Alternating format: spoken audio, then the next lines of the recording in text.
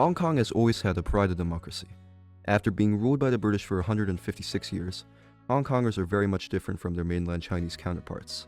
The culture is a blend of the many ethnicities in Hong Kong, many of whom went there to escape persecution from the Chinese Communist Party. You could see how different Hong Kong is from mainland China by looking at the unique combination of British and Chinese cultures that make Hong Kong unique. All of this is to say that Hong Kong has always felt a sense of difference from China, and that more Hong Kong people identify themselves as Hong Kongers than as Chinese. In 1984, the Sino-British Joint Declaration was signed, which agreed a one-country, two-systems approach. This allowed Hong Kong to retain British law and democratic institutions for 50 years. The end of colonial rule came in 1997 with a formal ceremony in Hong Kong attended by many major British figures. At this time, the Hong Kong people were optimistic as they thought that the end of colonization would give them more democratic freedoms. China started to try and step up its influence in Hong Kong very soon after 1997. In 2003, when a bill was proposed that would have taken away some freedom of speech that had been enjoyed by Hong Kongers, they protested and stopped the bill from going through. In 2014, proposals to make major changes to the electoral system were met with massive protests, known as the Umbrella Revolution. In 2019, the subject of today's video, massive demonstrations erupted, known as the Hong Kong 2019-2020 protests. These protests began in April 3rd, 2019, when Carrie Lam, who was the chief executive of Hong Kong, think of like a president here in the US, introduced a bill to the Hong Kong Legislative Council known as the Extradition Bill, which would have allowed Hong Kong to send prisoners for trial to mainland China. Knowing China's biased court system and almost 100% conviction rate, you can see why many people in Hong Kong were fearful. June was the first major month of protesting, with many major marches organized by groups ranging from lawyers to mothers, but there was no central leader. However, the protests really changed on July 1st, the date of an annual march by the Civil Human Rights Front.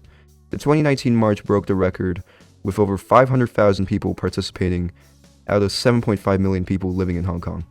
My mother was one of those people who was marching on that day. This is her account of that day. What were you protesting for in the first place?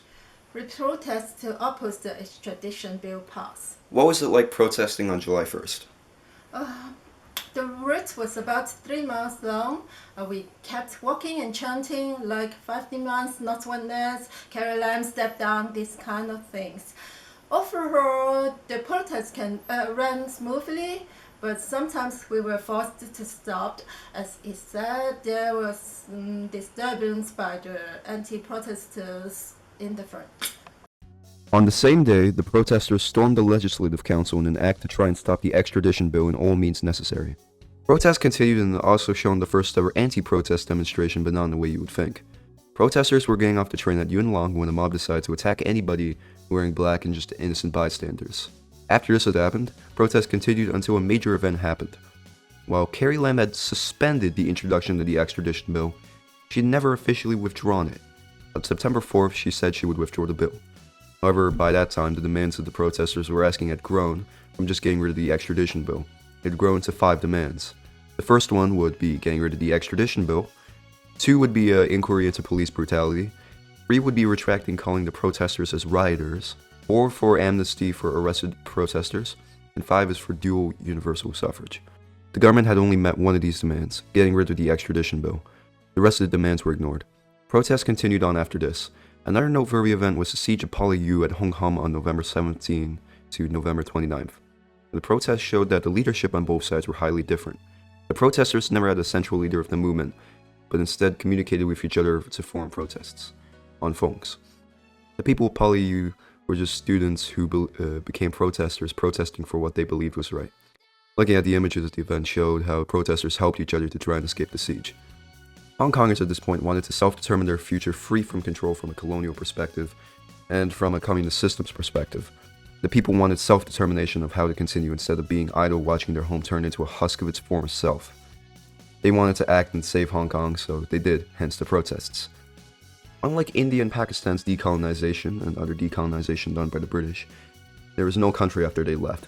What I mean by this is India and Pakistan were fully sovereign countries that ruled themselves after decolonization. However, the Sino-British Joint Declaration said that Hong Kong was pseudo-independent 50 years until becoming Chinese. This was the equivalent of, he's freed us. Well, I wouldn't say free, more like under new management. This is important because Hong Kong essentially went from one colonizer to another colonizer. It went from the UK to China. went from one colonizer to the next colonizer. So that's why Hong Kong is still going for decolonization. It's just self-determination and decolonization for a power that we don't like. So toast to the Hong Kong protesters. Thank you for watching.